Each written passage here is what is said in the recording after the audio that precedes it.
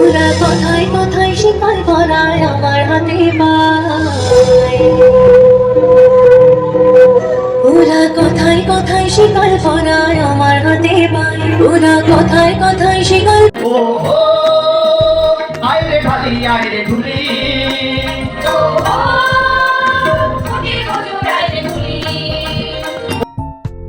আসসালামু আলাইকুম সবাইকে।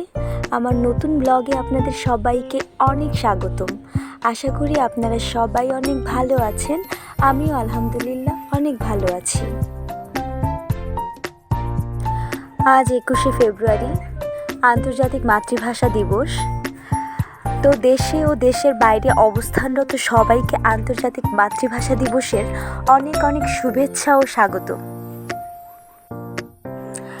এই আন্তর্জাতিক মাতৃভাষা দিবসে বাংলা একাডেমিতে আমাদের সংগঠন দৃষ্টির একটি দলীয় পরিবেশনা রয়েছে।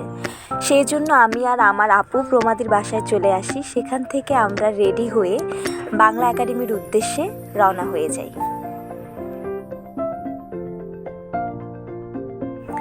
আমাদের প্রোগ্রাম যদিও রাতে শুরু হয়েছিল, বাট আমরা অনেক আগে রেডি হয়ে চলে গিয়েছিলাম যাতে আমরা বইমেলাতেও একটু ঘুরতে পারি।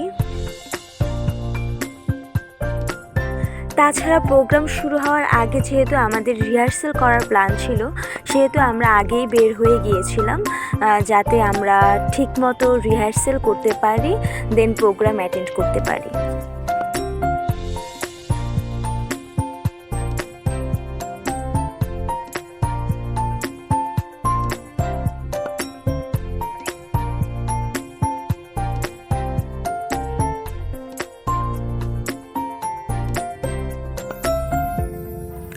এইদিকে কারে বসে প্রমাদি আর নূপুর আপু সেই গল্প করতেছিল।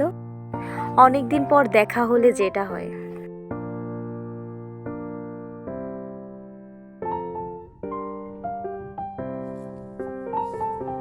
অনেক টাইম গল্প করার পর আমরা অবশেষে চলে এসেছি।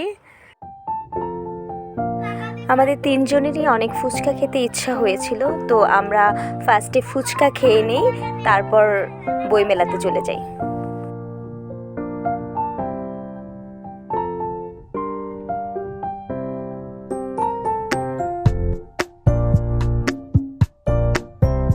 এখন আমরা বইমেলার ময়ূরপঙ্খী স্টলে যাব। সেখানে চন্দনাদি রয়েছে, তো ওখানে যাওয়ার পর আমরা ওখানেই ওয়েট করব বাকি সবাই আসার জন্যে। বাকি সবাই চলে আসলে দেন আমরা সবাই মিলে রিহার্সেল করব। যেহেতু ময়ূরপঙ্খী স্টল আমরা কিভাবে যেতে হয় জানি না, সেহেতু তথ্য কেন্দ্র থেকে আমরা অ্যাড্রেসটা জেনে নিয়েছিলাম কিভাবে যাব।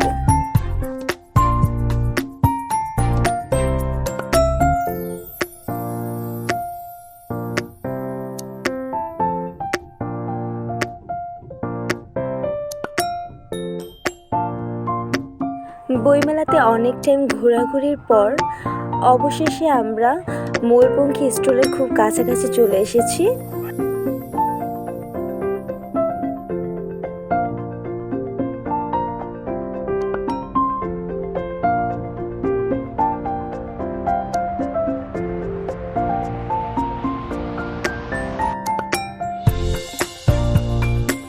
আমরা তিনজন এতটাই আগে চলে এসেছিলাম, তো ভাবলাম যে ময়ূরপঙ্খী স্টলে বসে কিছু ছবি তুলে নিই।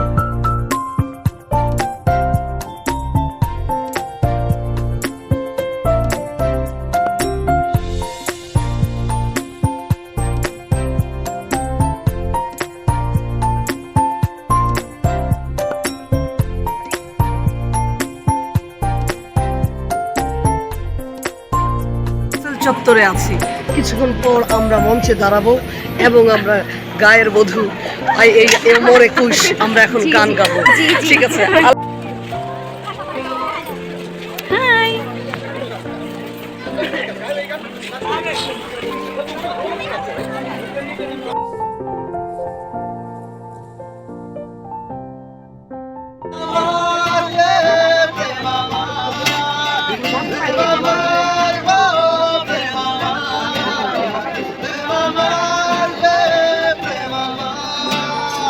ঘুরে বাংলা কবি নজরুলের বাংলা সোনার বাংলা রে। অনেক টাইম গান রিহার্সেল করার পর চন্দনাদি আমাদের সবার জন্য পাকোড়া নিয়ে এসেছিল। এখানে অনেক ধরনের পাকোড়া ছিল, তো আমি ফুলকপি পাকোড়া নিয়েছিলাম। আমার কাছে খেতে খুবই ভালো লেগেছিল। সন্ধ্যা হয়ে যাচ্ছে প্রায়, আর এইদিকে আমাদের ফাইনাল রিহার্সেলও কমপ্লিট। তো এখন আমরা বাংলা একাডেমিতে যেখানে কালচারাল প্রোগ্রামের আয়োজন করা হয়েছে সেখানে চলে যাচ্ছি। তো এখানে আমরা সবাই মিলে ওয়েট করছি, যখন আমাদের সিরিয়াল চলে আসবে তখন আমরা প্রোগ্রামে অ্যাটেন্ড করার জন্য চলে যাব। যেহেতু সন্ধ্যা হয়ে গিয়েছে সেহেতু এখানে সবার জন্য চা নাস্তার ব্যবস্থা করা হয়েছিল। ওইদিকে মঞ্চে এখন কবিতা আবৃত্তি চলছে। 21 মানে আসছে। আবৃত্তি শিল্পী ঝর্ণা পারুলকে মঞ্চে আসছেন আবৃত্তি শিল্পী ঝর্ণা পারুল। এই ফাঁকে আমি, পিয়া আর নুপুর আপু ভাবলাম যে একটু বইমেলা থেকে ঘুরে আসি, যেহেতু অনেক টাইম আমরা বসেছিলাম আর এখন স্টেজে কবিতা আবৃত্তি হচ্ছে, তো ঘুরতে চলে এসেছি আর কি। অবশেষে আমাদের স্টেজে পারফর্ম করার সময় চলে এসেছে। আশা করি আপনাদের সবার অনেক ভালো লাগবে। ভুল ত্রুটি ক্ষমাসুলভ দৃষ্টিতে দেখবেন। যে বাংলাতে মাটি দাওয়ায় সন্ধ্যা প্রদীপ জলে, দাদা দাদি রূপ কাহিনী চিকিৎসা কথা বলে। যে বাংলাতে মাটি দাওয়ায় সন্ধ্যা প্রদীপ জলে, দাদা দাদি রূপ কাহিনী চিকিৎসা কথা বলে। সেই বাংলায় আমার গগনে, বাংলায় আমার মদনের, সেই বাংলায় আমার আব্বাসের, বাংলায় আব্দুল আলীমের, বাংলা সোনার বাংলায় সেই বাংলা রবি ঠাকুরের, বাংলা কবি নজরুলের, বাংলা সোনার বাংলায়।